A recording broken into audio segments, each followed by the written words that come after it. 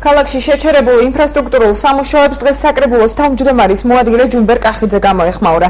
მისი განცხადებით, ბულვარში მიმდინარე სანიაღვრე სისტემის სამუშაოები ბაგრატიონის ქუჩის რეაბილიტაცია და ჟილინის არხის მშენებლობა შეჩერებულია.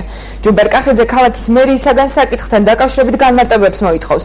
კახიძის პრეტენზიებს დღესვე ბათუმის მერიაში გამოეხმაურნენ ჯემალ ანანიძის განცხადებით, ბულვარში სანიაღვრე სისტემის რეაბილიტაციის შეჩერება სამუშაოთა მწარმოებელი კომპანიის მხრიდან პირობების დარღვევამ განაპირობა, რის გამოც აღნიშნული კომპანია დაჯარიმდა.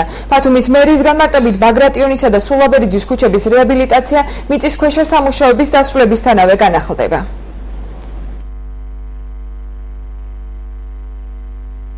ძალიან დიდი ხანია შეჩერებულია, ეს არის სანიაღვრე არხი, ანალოგიური მდგომარეობა ბაგრატიონის ქუჩის გაგრძელებაზე, ანალოგიური მდგომარეობა ჟილინის არხზე, იქაც ძალიან ნელი ტემპით მიმდინარეობს მშენებლობა.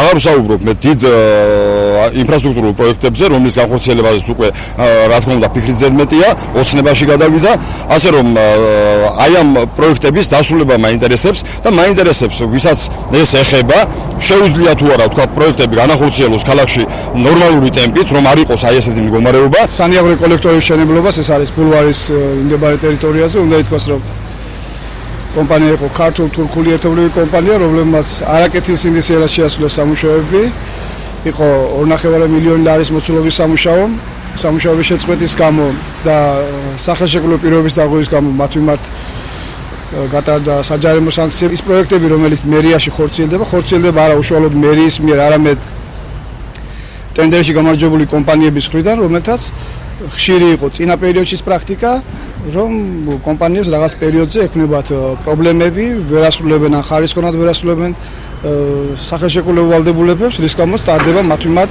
სანქციები. გამომდინარე აქედან უშუალო მერიის ბრალეულობა, რომ რაიმე საქმიანობა შეაჩერა, ფინანსური პრობლემა ამ ეტაპზე ნამდვილად არ არის.